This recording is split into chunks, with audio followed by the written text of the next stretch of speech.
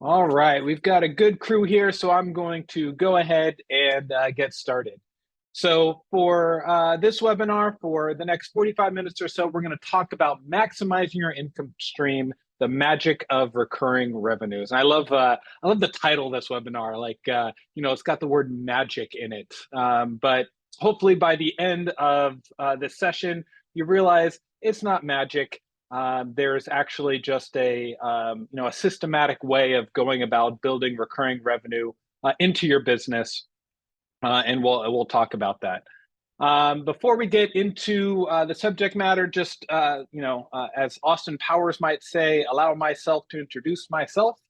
So I'm Adam Rigzigan. I'm the head of programs and tech here at Founders First Capital Partners.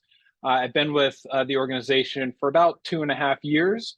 Most of my career has been spent as an entrepreneur. I like that moniker of a serial entrepreneur. I founded 4 different companies in my career, everything from a traditional service-based business, a bar and restaurant, all the way through to a digital media company that was venture-backed and debuted on the Inc. 5000 list at number 885 of fastest growing small businesses. One of the key elements of how that company was able to be successful was as a result of recurring revenue. And so, I really feel passionately about this topic and hope to, convey to you guys the power of this business model. I do invite you to follow me on LinkedIn at AdamRZ. It's a pretty easy LinkedIn profile to find, thanks to the hyphenated last name.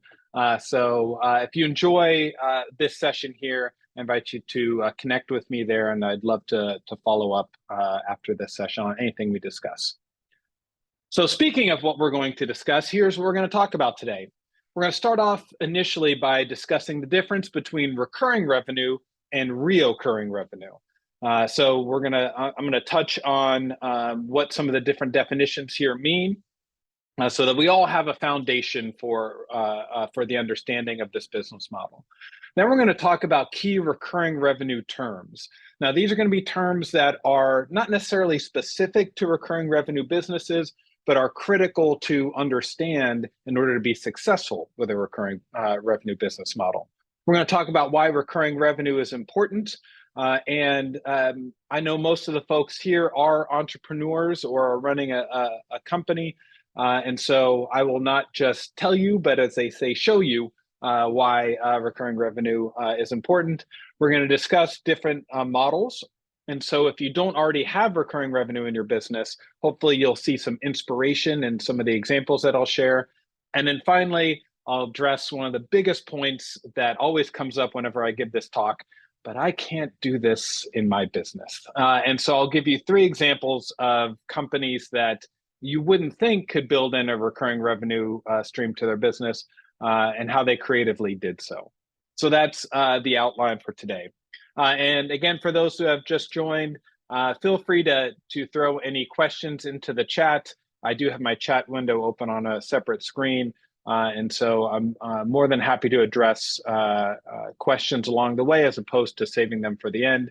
You're, of course, welcome to save them for the end as well, if that's your jam. All right, so starting off, foundation. Let's talk about what recurring revenue is. Recurring revenue is when your customers have a contracted payment on a regular basis. Now, the words in bold there, that's not an accident. Contracted payment on a regular basis are key components of recurring revenue. Another key component of revenue is that your customers predictably pay you a set amount at a set time period. Now, often in recurring revenue businesses and recurring revenue business models, your customers pay you regardless of how much of your offering was consumed.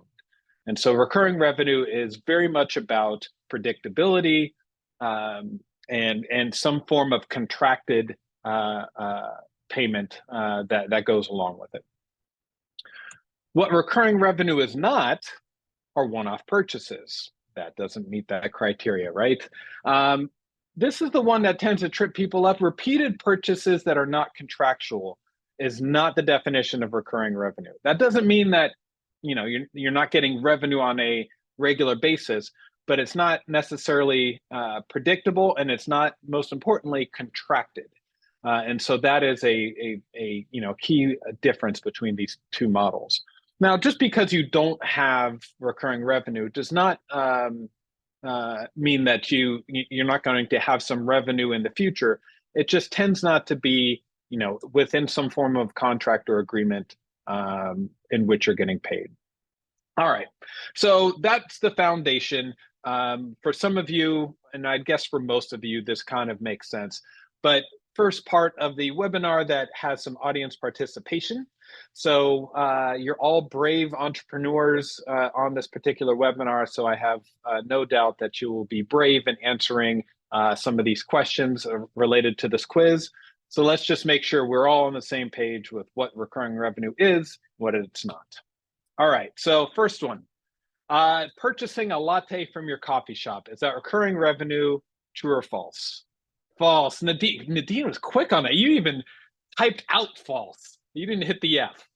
Excellent. That correct. That is not false. Just because you go and get a daily latte with your coffee shop, unless you're in a contract with them, that is not recurring revenue. The retainer at your marketing agency. Nadine, quick on the draw again. True. Retainer at your marketing agency almost always has some form of contract associated with it. And as I brought up in one of the other points, often you're going to pay that whether or not you've used their services or not. So that's absolutely recurring revenue. A maintenance contract for your security morning. Security morning. I saw Jorge's post in there, and I worked morning into that. At your security company. True. Yes. Excellent. It says contract, and that is a clear example of recurring revenue. Your regular purchasing of paper towels from the grocery store. False. Olivia in there first. That is correct. Now, I will throw in a caveat with this. Has anybody on the line signed up for Amazon Subscribe and Save, right? Where I've got like 3 packages of paper towels in my garage because they keep sending them to me. Now, that would be an example of recurring revenue because I have a contract. I've clicked through on a website, and they're going to continue to send that to me until I say stop, which is why my wife is not happy that we have so many paper towels in our garage. And so that would be an example of recurring revenue for Amazon. In this particular case, the regular purchasing is not. Yeah, see, Darby knew I'd mention it. They get you with that sometimes, right? And we're going to actually talk a little bit about that business model a little bit later on. All right, I think you guys are getting this. An annual oil change at your body shop, false. Surprise box of handmade chalk. You guys get this. You guys are on point. Thanks for playing along. There will be another audience participation point coming up. So Nadine, you've been quick on the draw, so I expect you to be the first one in the next section as well. All right, so let's talk about some key recurring revenue terms. Now, again, these are terms that are helpful for almost every business, but for a recurring revenue model, these are critical to understand. So I'm going to go through, put the acronym up on the screen and see who can be brave enough to type into the chat what they think the answer is. So let's get ready with our proverbial buzzer, shall we? All right, so a few things to understand recurring revenue. LTV. Who wants to guess what LTV stands for? Loan to value. In a bank, Steve, that would be correct. Beryl, long time value. Nicole, loan to value. Again, in a banking context, that would be correct. In a recurring revenue business, it's lifetime value. Lifetime value of a customer. And this is critical to understand for recurring revenue business model, because unlike transactional models, you're not getting all of the value up front. Oftentimes, you're spreading that value over a long period of time. So it's really important you understand what the lifetime value of your customers is. And we'll talk a little bit about how to go about calculating that. All right, next one up, MRR. Who wants to guess what MRR is? Welcome, Stacy. Good to have you here. All right, MRR, monthly recurring revenue. Kalita, yes, monthly recurring revenue. Critical thing to understand for recurring revenue businesses, you're going to have revenue coming in on some predictable recurring basis.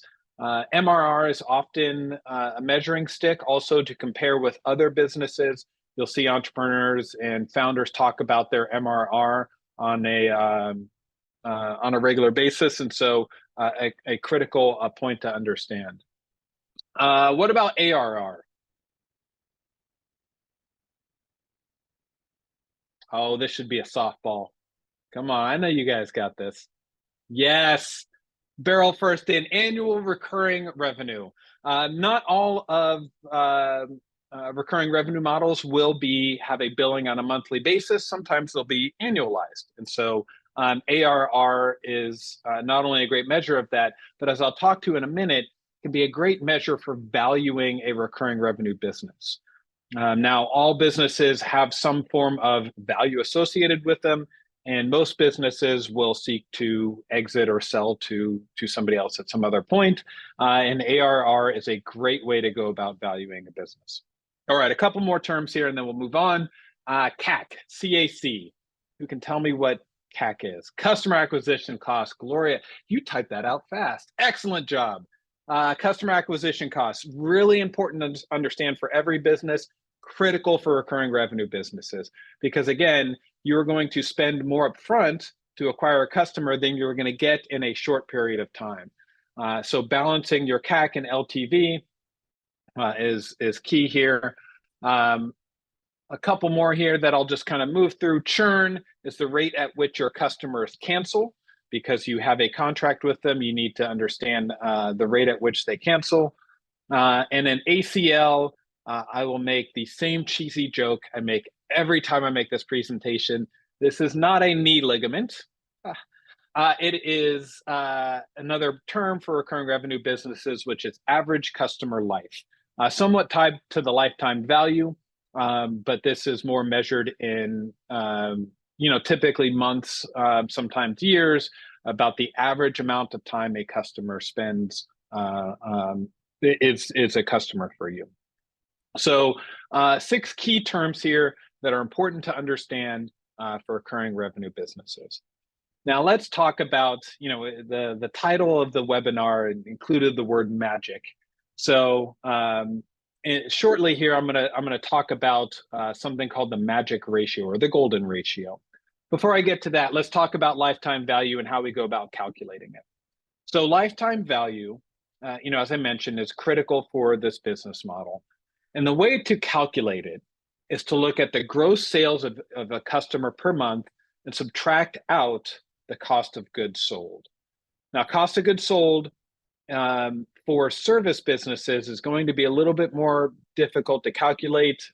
That's beyond the scope of this webinar. But you need to effectively put into your cost of goods sold what's associated with your delivering your product.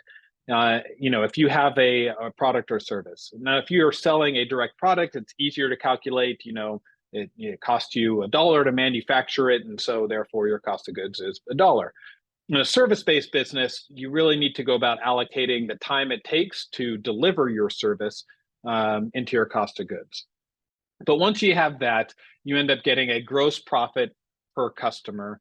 You multiply that times the ACL in months, and you get a customer lifetime value. Now, let's show an example of this. I'm assuming most of us here are familiar with Spotify, the music streaming company, right? And so they're a great example, of course, of a recurring revenue business. Now, the gross revenue that Spotify generates is $9.99 a month, just generally speaking, right? So the price tag that you see when you go to sign up for Spotify is $9.99 now. It's probably gone up a bit because, inflation, but it used to at least be $9.99 a month. Their cost of goods is relatively high because they have to license content. So at one point it was about $7.32 for all the music that they had to license in order to deliver you this experience of being able to stream any song ever made. So that gives them a gross monthly profit of $2.67. Now they know from their data, from measuring their churn over a period of time, that as soon as you click that subscribe button, the average amount of time that you're going to be a subscriber is 60 months. Their ACL is 60 months. That's 5 years, which is crazy that they know that. When we go in as consumers, we think, oh, it's $9.99 a month. That's pretty reasonable, right?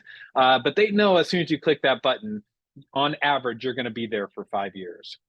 That means the lifetime value of you clicking that button and signing up is $160.20.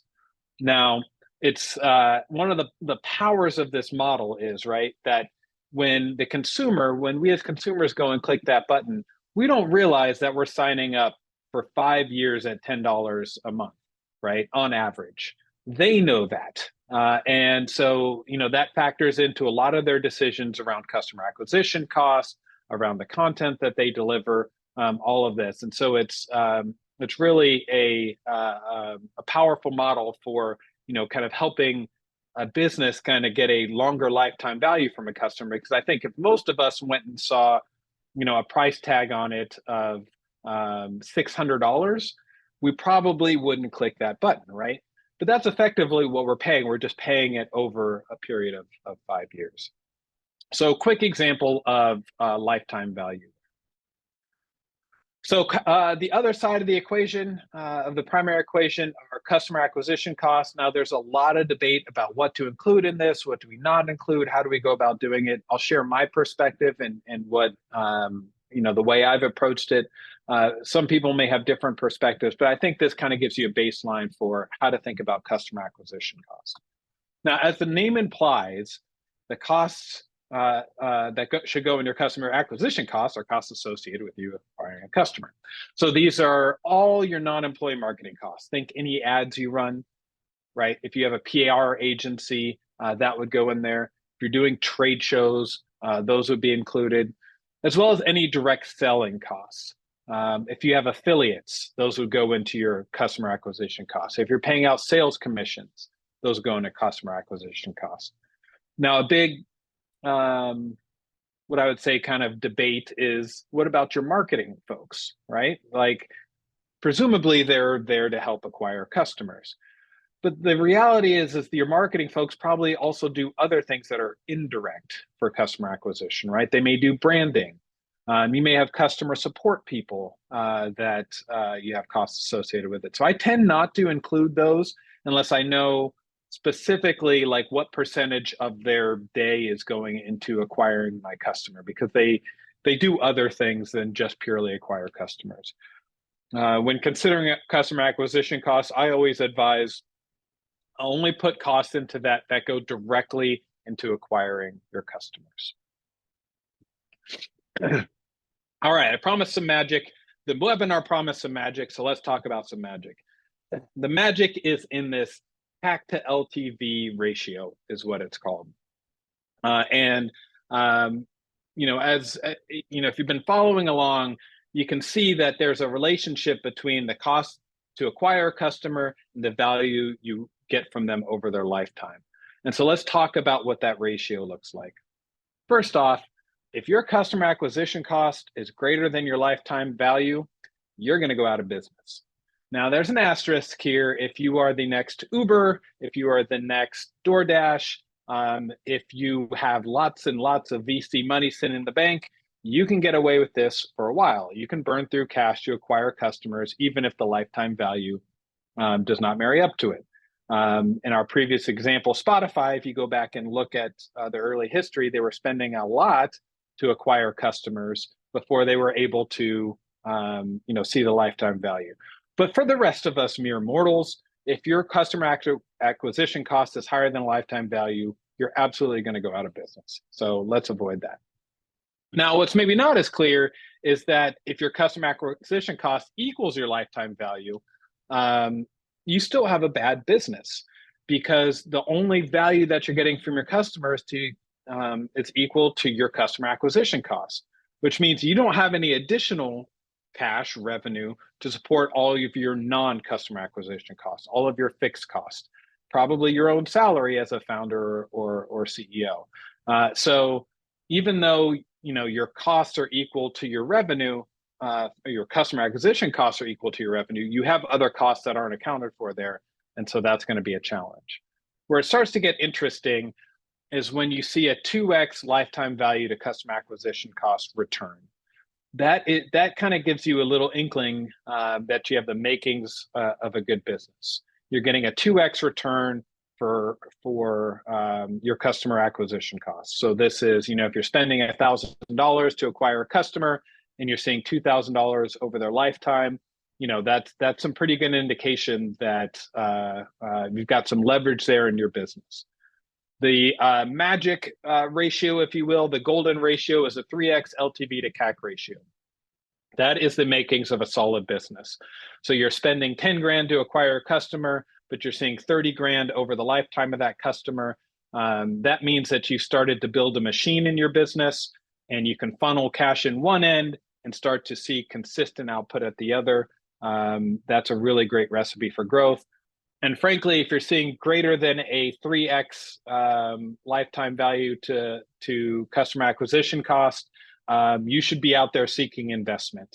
And that will be very attractive to investors, whether they be financing from a bank or equity investors, because you've proven that you've built a machine in your business that can generate revenue in a scalable way.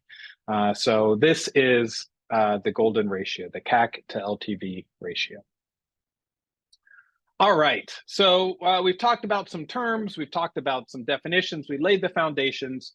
Now let's talk about some of the benefits of recurring revenue. And once again, if there's questions about any of the stuff I've covered, feel free to put it in the chat. I've got it open. I'm happy to address any questions that are in your mind and have come up.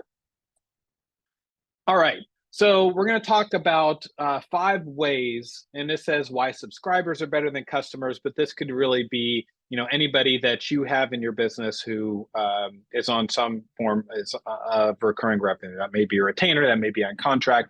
Use subscribers here for a simple term that we're all used to, but it could really be any of your customers who are on a recurring revenue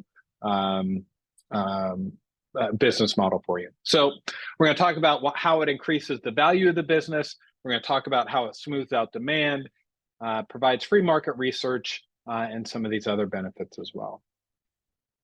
So starting with increased value of the business, I'm going to highlight for you here the difference between the value of a business that's transactional and the value of a business that has strong recurring revenue. So a traditional business that is doing, let's say, $5 million a year in gross revenue. Oftentimes, transactional businesses are valued on net profit. So EBITDA, 10%. In this case, a business that's doing a 10% net margin. Now, it's typically a multiple on, between 4 and 5 times pre-tax profit. So a company doing $5 million a year with a 10% annual net profit will be valued at about $2.3 million. A lot of variation in here. Don't take this as the gospel, right? So there's always going to be nuance to valuation, but there's a lot of strong data that points to this being a general average. Now let's take a recurring revenue company, one that's doing $5 million a year in ARR, which we covered earlier as annual recurring revenue, same net profit. But recurring revenue businesses are often valued on their ARR and a multiple of that versus purely just the profit. And so a company that is doing $5 million a year in ARR will often be valued anywhere from 2 to 5x their annual revenue. And so a similar company doing similar revenue on an annual basis with a similar profit will be valued anywhere between 10 to 25 million. Now, I've been giving this presentation long enough and been working with entrepreneurs long enough that I know that we are inherently skeptical people. We don't believe everything that people tell us, because if we did, we probably wouldn't have started a business in the first place, because we all know the statistics of companies failing. And so I don't expect you just to believe me based off of this. Let me show you a real life example. Now, these numbers are from 2021, but they're based on publicly available information because the companies I'm going to talk about are public companies. Let's take a look at Etsy, right? E-commerce site, go and buy kitschy stuff for that people make online. Now, Etsy at the end of 2021 did 2.3 billion in annual revenue, or in revenue that year. They had a strong net profit before tax, 21%, which means they had a profit of nearly $500 million. For simplicity's sake, we're just going to do the multiple off the revenue. We could do it off the profit, but we'll do it off the revenue here. And so their market cap, or their business valuation at the end of 2021, was $27.8 billion, which was a 12x multiple on their revenue. Now, don't get me wrong. If somebody here on this call had founded Etsy, I think we'd all be pretty happy with those results. That's not the point. The point is to contrast it with a similar company that has a recurring revenue model. Let's look at Zoom. I guarantee we're all familiar with Zoom because we're on a Zoom right now. So at the end of 2021, Zoom had done 2.6 billion in gross revenue, similar to Etsy. But what do we know about Zoom? Zoom's business model is almost purely recurring revenue. We pay a subscription, businesses pay a subscription, there's annual contracts, everything is on a recurring revenue basis versus Etsy, which of course is on a very much a transactional basis. Now, the profit margin was similar, a little higher, right? 25% versus 21%. But look at where they were valued. $54.8 billion, 21x their revenue versus Etsy's 12x. Now, again, I'm not trying to say that it is purely based off of their recurring revenue business. There's a lot of other factors that go into business valuation than just purely the business model. But if you look at differences between transactional businesses and recurring revenue, you will see this consistently. And the data's out there. They're public companies. You can go and research it. Consistently, companies that have recurring revenue are valued higher. And the reason is predictability. With Zoom, we can predict better into the future what their revenue is going to be like. And that leads to a higher company valuation and more interest from investors. So bringing it back down to our scales of businesses, by having predictable revenue, that gives us a higher valuation, whether we're seeking investment or seeking to sell the business because of predictability into the future. So recurring revenue businesses help increase business valuation. They naturally help to smooth out demand. For a lot of businesses, lumpy demand can be problematic. If we have inventory or things, sometimes we sit on that too much. If we have a business that has inventory that can spoil, like in a retail flower shop is a great example, like somewhere between 30 to 50% of flowers are thrown away because the demand goes up for Mother's Day and then comes back down. It goes up and it comes down, and that can lead to challenges. Whereas with a subscription or recurring revenue business, because of that predictability, that demand is smoothed out in the future. An underrated aspect of having a recurring revenue business is free market research. At the end of the day, a business's purpose is to solve problems for their customers. And by having a recurring revenue model, you're in more contact with your customers than if you have a transactional model, which means you have more of a relationship with them and you can better understand the problems that they're experiencing. As a result of that, you can continue to ask questions and develop solutions for additional problems that they have. This can be done through forums or feedback groups. You can track preferences in real time. You can do rewards. You can do all these sort of things as a result of having an ongoing relationship with your customers through their subscription, their retainer, or their contract. Thanks, Willie. I appreciate that.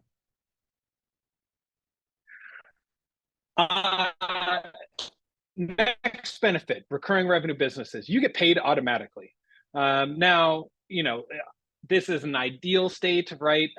There's plenty of recurring businesses that still have that do invoices, and you have to send those out on an annual basis. But for a lot of that could be ACH, which I highly recommend. In fact, for one of the services that one of my businesses is signing up for, they do a monthly contract, and they say, the way that you pay for this is ACH. They're not invoicing us. They say, in order to sign up, you do an ACH. It's like a IT support company. And so, this is a really important aspect of many recurring revenue businesses, is to set up the automatic payment. Of course, on the consumer side, we know we've had to plunk down a credit card for subscription. But what this does is eliminate, in many cases, the need to invoice people, wait for that payment. You can get predictable with your cash flow. Does great store sales fall in the category of recurring revenue? I'm not sure what you mean there, Bernita. Feel free to expand on that in the chat. One aspect, and another underrated aspect of recurring revenue businesses, is that subscribers actually end up buying other things. Again, this is a relationship you have with your customers. And I found this out in my last company. My last company was a digital media company I mentioned, and we did music for gyms and fitness studios as well as consumers. And one of the things that we found is that for our consumers who subscribed, we could also market other things to them. We could market gift cards to them, as an example. And they could buy gift cards for friends and family, for holidays, all that sort of thing. And so just because somebody is engaging with you on one subscription or retainer or contract does not mean that's the extent of how you can monetize that relationship. There's opportunities to promote other things to them as well. In my example, it was gift cards, but in your business, it may be something else. So don't think that just because they have one relationship with you doesn't mean that they can't, there's not opportunities to present other things to them as well. All right, so we talked about the foundation, the definitions, key terms. We've talked about why recurring revenue is valuable, and hopefully you guys see some of the the importance of including in a recurring revenue stream to your business. Now let's get some of the juices flowing, ideas going about some different types of models that you could potentially incorporate into your business. Now, as I walk through these, think about how a particular model I'll cover could apply to your industry. Now, not all of these will apply to all businesses. Some are more consumer focused, some are more B2B focused. And having worked with a number of B2G companies, there's different things that you can apply here as well. Not everything will be applicable to your business. But think about, what part of a model could you borrow for a company, for your company? Think about, it may not be a direct correlation to what you could do, but there may be kind of a nugget here. And that's my goal in delivering this to you, is that there's something that you can ultimately take away from what I'll describe here for your own business. I'm going to start it off with some more consumer-focused models, and then towards the tail end, get to some more B2B and B2G focused models. So hang in there with me, Darby. All right, so one example of a recurring revenue business model is the membership website model. So you see this a lot, where people will pay for access to information or to a community.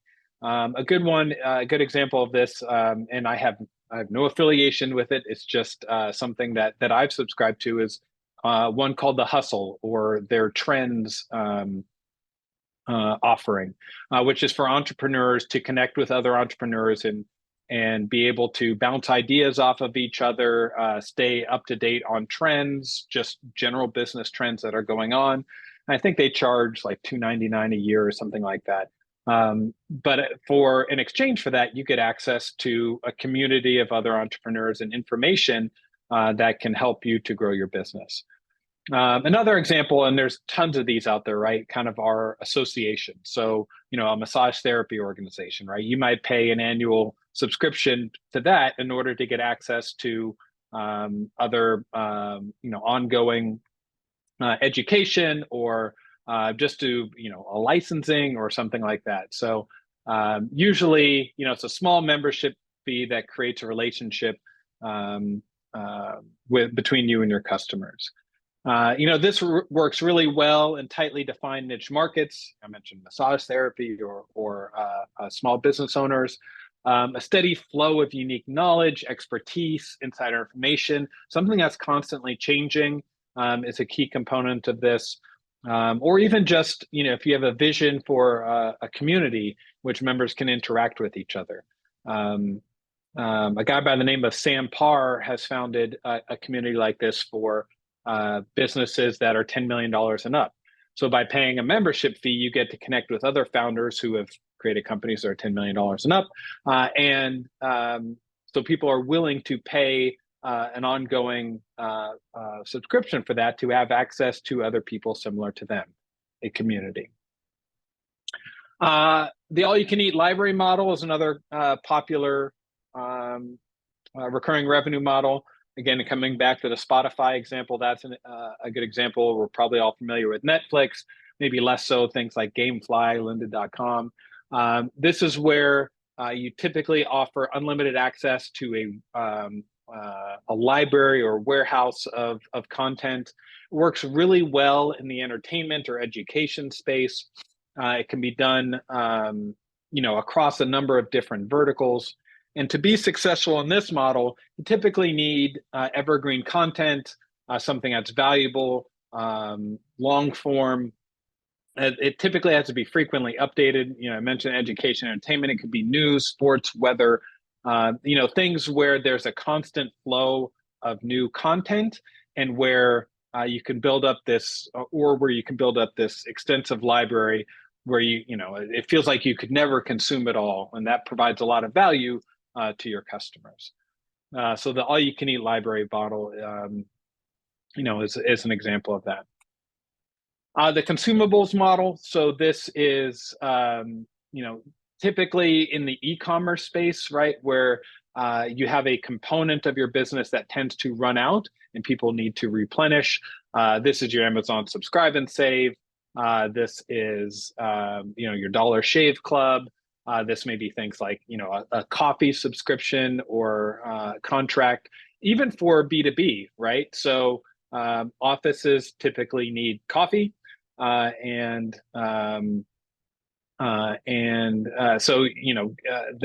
that can make for a really good contract for a type of business. HP ink supplies, exactly, Steve, and that hits home to me. My wife works at HP, and so they sell a lot of ink because ink runs out. And so you can build that into a retainer or contract or subscription. So yeah, this is something where it typically runs out and is annoying to replenish.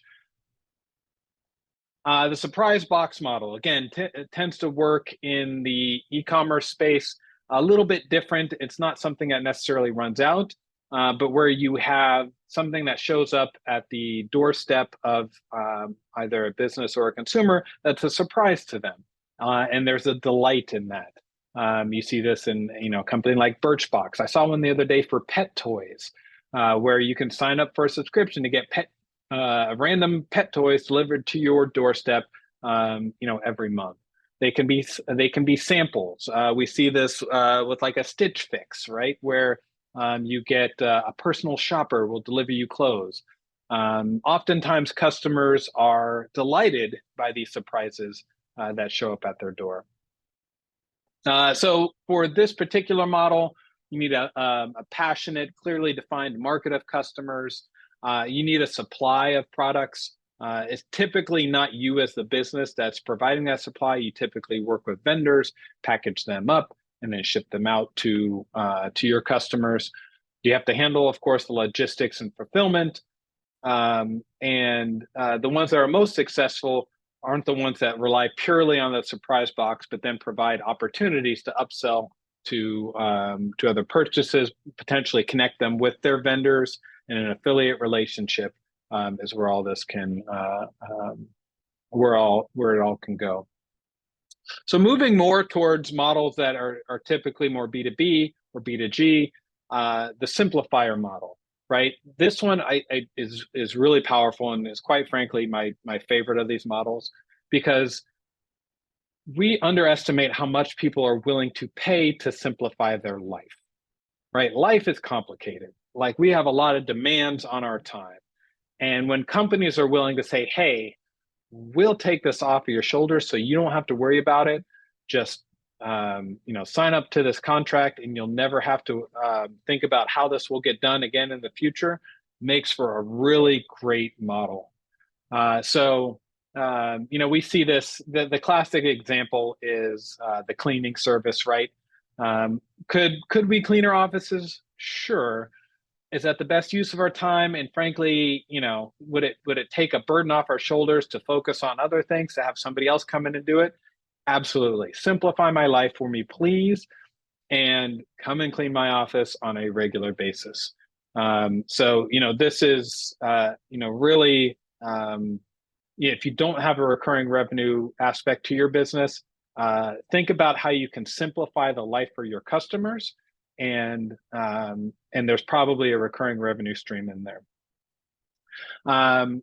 What makes this model successful? A service that your customers need on an ongoing basis.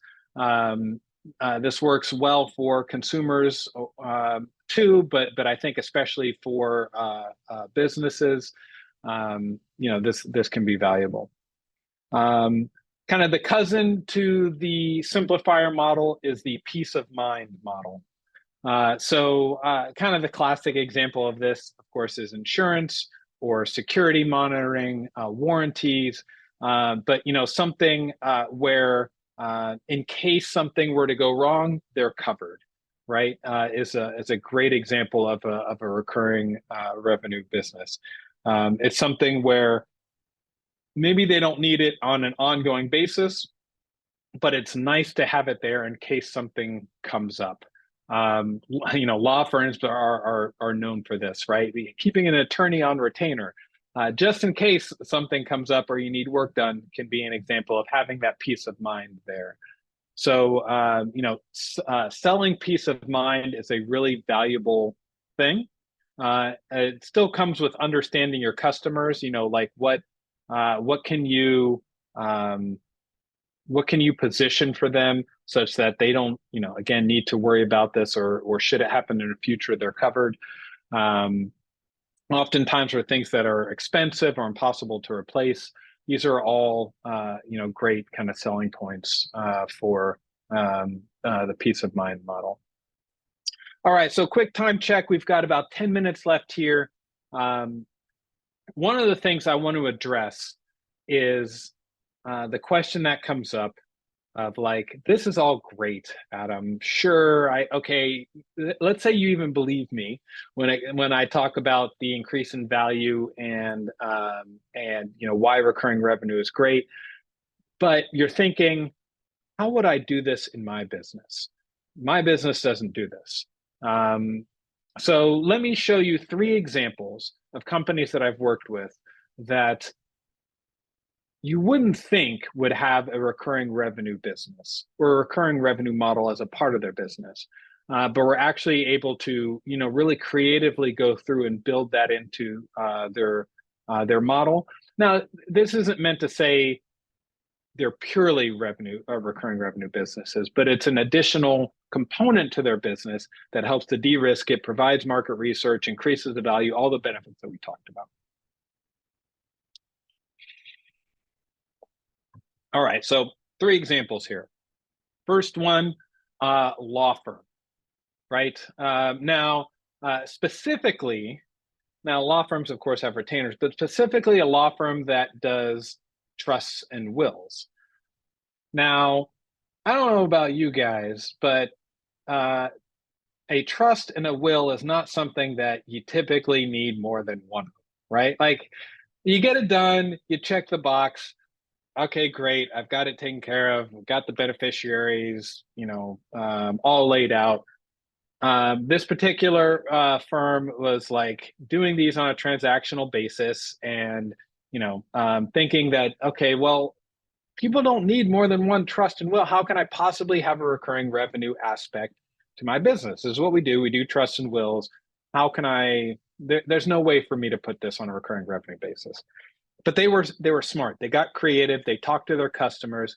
And one of the things that they realized was that, yes, you get a trust and will done once, generally speaking, but you need to store it somewhere. And you need people to be able to access that in case something happens, peace of mind. So they built an online secure document storage that they bill out on an annual basis to their customers just in case something happens. Like, I know we got a will done a while ago, and I honestly don't exactly remember where it is, or if something were to happen to me, how to tell somebody where to go get it. So what they did is build out this online document storage, and they said, if something were to happen, we can make this accessible to your beneficiary, so you don't have to worry if there's a fire and it burns up, right? And it's in your house. It'll be available online for them to access should they need it. And so this isn't meant to imply that, their whole business is now, they didn't become Dropbox, right? Like, it's not, their main business is still transactional, but they were able to tack on a recurring revenue business that continues to drive revenue into the future.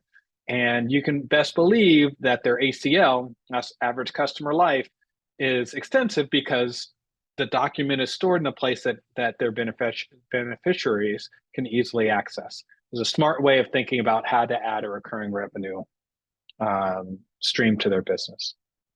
Marketing agency, specifically one that does brand consulting. Now, if you've ever worked with a brand consultant, or you are an agency that does brand consulting, you know that typically, somebody comes to you, they're like, hey, 40 grand, 50 grand, please help me with my brand, produce some assets. And then that's typically the end of the interaction. Thanks, Natasha. I appreciate that. Is the marketing one or the trust and will one that you liked? Let me know in the chat there. So this particular marketing agency said, we do brand consulting. How can we turn that into recurring revenue? People come to us, they get their assets, their logo, and then they're done with us. And so we started talking. We started talking about the challenges that their customers have, how they could continue to provide ongoing solution. What they realized is that by becoming a brand consultant, they became an expert in creating this brand. And then what challenges a business have after they have a brand?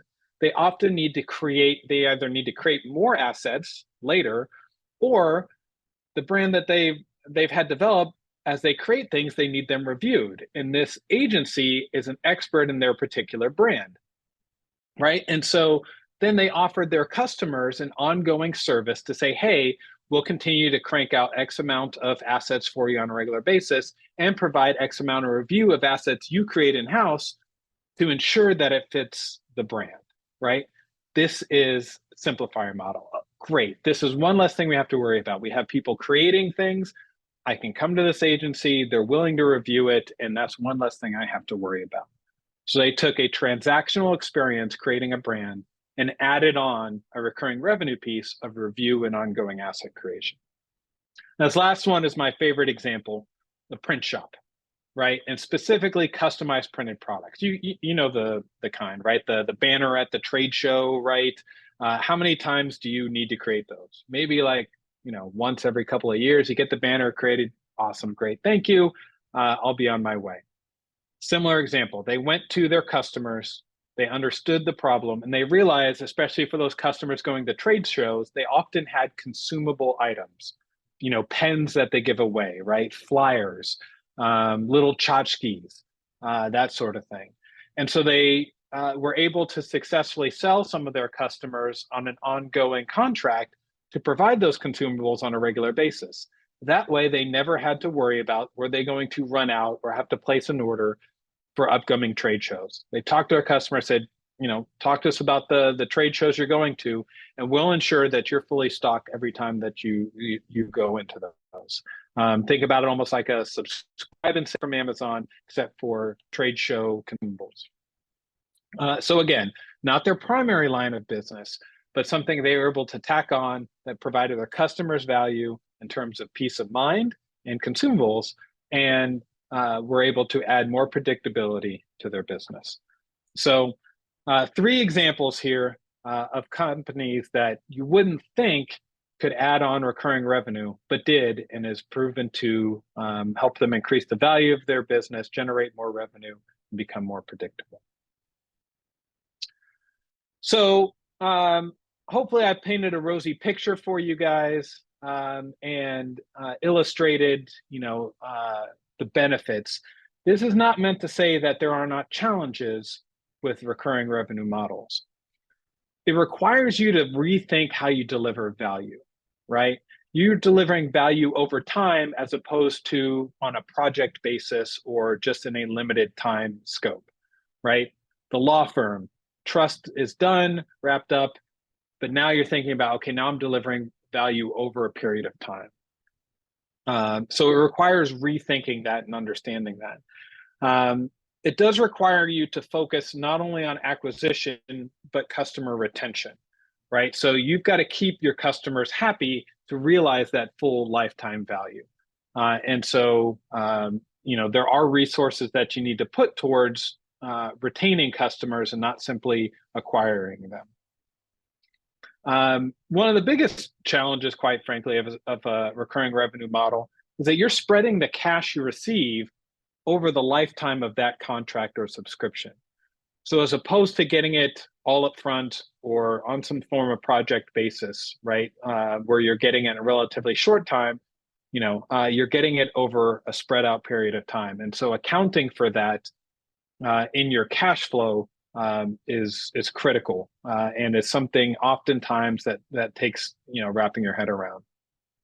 And frankly, if you've been in a transactional business for a while, your team, your employees may not be entirely ready for this, because it's not just about what can we do for them today when they show up at our proverbial doorstep or over the course of this contract. It's what can we do on an ongoing basis. And so a lot of times it's change, it's behavior change, and that can be difficult. So, it's not all, it's not easy to kind of turn this on. There are challenges associated with it that are, things to be sure to work through. All right, in summary, wrapping this up, recurring revenue, hopefully I've communicated that our recurring revenue model can be transformative for your business in terms of mitigating risk, increasing company organizational value, all those sort of things. It is not easy to implement, but let's be honest, what about starting and growing a company is easy? None of it. There are a bunch of different models to consider, and hopefully I've given you some food for thought about how to find the right one for you. And to take advantage of these models, you need to know your numbers, right? I talked about how the cash is spread out over lifetime value. It's important to understand what that lifetime value is so that you can properly plan for your business. So that's what if it were easy, then everybody would be doing it. Exactly. But hopefully that's what you can take away from this webinar, is that although it's not easy, that it is worth it in the long run. Gloria, thank you for sharing a good book recommendation. Subscribed. Dean, I saw you asked there in the chat, what's the SaaS cloud model look like? Feel free to expand on that. If you mean like kind of AWS cloud services, if that's what you mean, I'm happy to speak to that.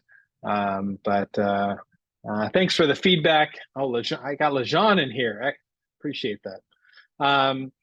If I didn't cover any of the questions today, please feel free to reach out to me on LinkedIn. Happy to talk more about it, even potentially set up time to chat more.